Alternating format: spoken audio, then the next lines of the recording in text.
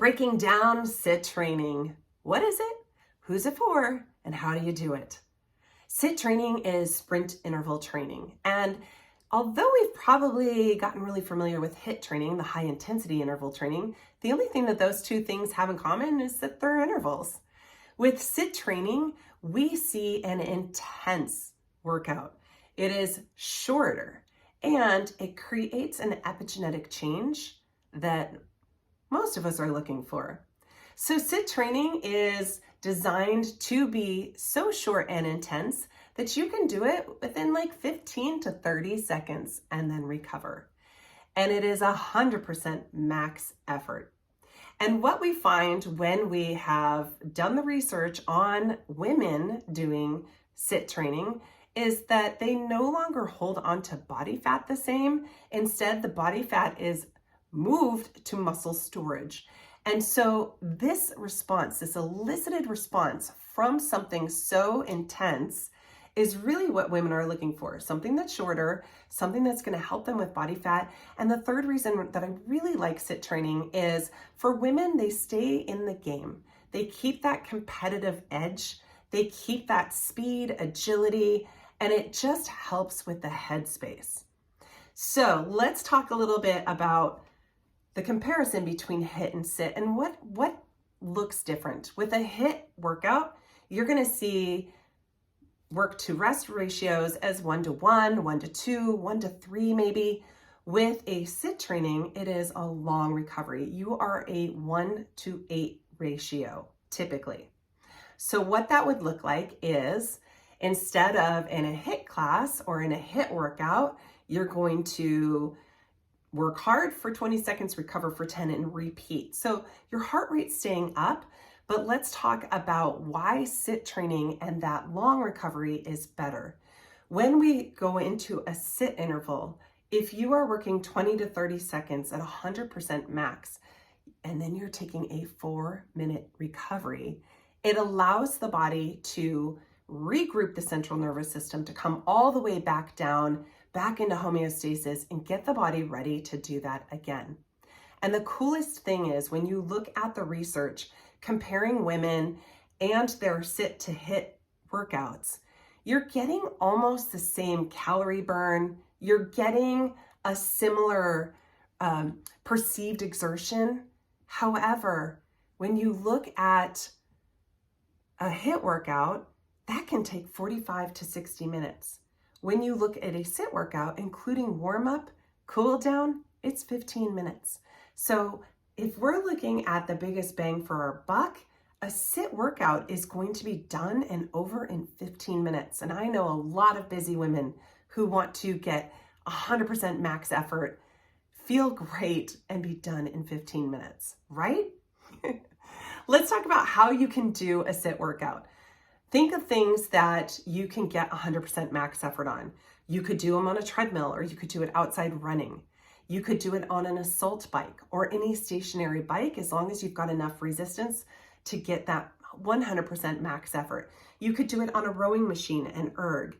You could do it on stairs or a stair machine. All of those things are going to help you to be able to get to that very uncomfortable 100% and then recover. Now, let's break down those recovery times because they can be variable.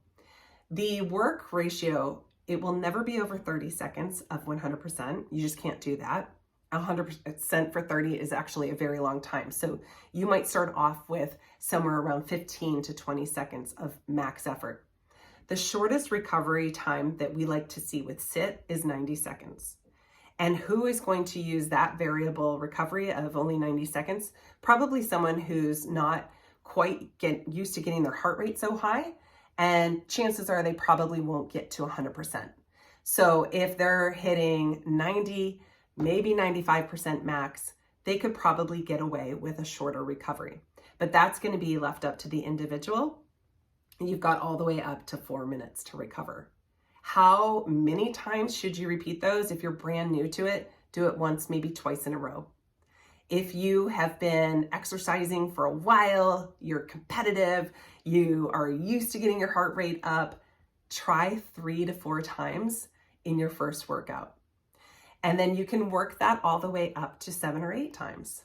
It's gonna suck. It's gonna be really hard, but you can do that. And watch over time. You'll see that over the month. You'll be able to see those increments start to creep up, where maybe you're getting a few more sets in. So when we look at those HIIT workouts, when we look at the box gyms, I know that I've coached in places like this before, where the workout is a prescribed 45 to 60 minute workout. What you see when you look at the data on the women who are participating in these things, you see that they've got elevated cortisol, you see that they've got an elevated sympathetic drive, and you can also see that there's an increase in body fat storage. And the reason being, it seems like it should not happen that way, because you're working hard, you feel like you're working your hardest. However, the reason being is that when we stay in that moderate intensity for so long, we're really not getting those changes that I talked about, the metabolic changes, the cardiovascular changes. You need, at this age group, you need that stimulus to get you all the way up there. You need something that is going to be incredibly challenging to help you make those changes. Making sense? And when we think about it, like we think about strength training, and that you need to be challenging your muscles and you need to be lifting to, what your max load is. Not every day, but when you are in a good program, you're going to have that dialed in. You're going to know when to push hard. You're going to know when to chill out. You're going to know when to get into the sits. How often should you do sit? I would recommend, if you're brand new to this, 1 time a week. Add it in with your strength training, with your mobility, with your yoga, with your walking, with your cardio. Add 1 time in a week. If you are more experienced, 2 times a week. And that goes in conjunction with all of the rest of the exercising that you do. So hopefully that gets you a little more excited about sit training, and hopefully you're gonna go incorporate that. So hop on your bike, hop on the tread, on a rowing machine, go find a flight of stairs near you, go balls to the wall, all out. 20 to 30 seconds, give yourself that big recovery time, see how many times you can do it, and see how you feel. That's it for this one. Thanks for tuning in.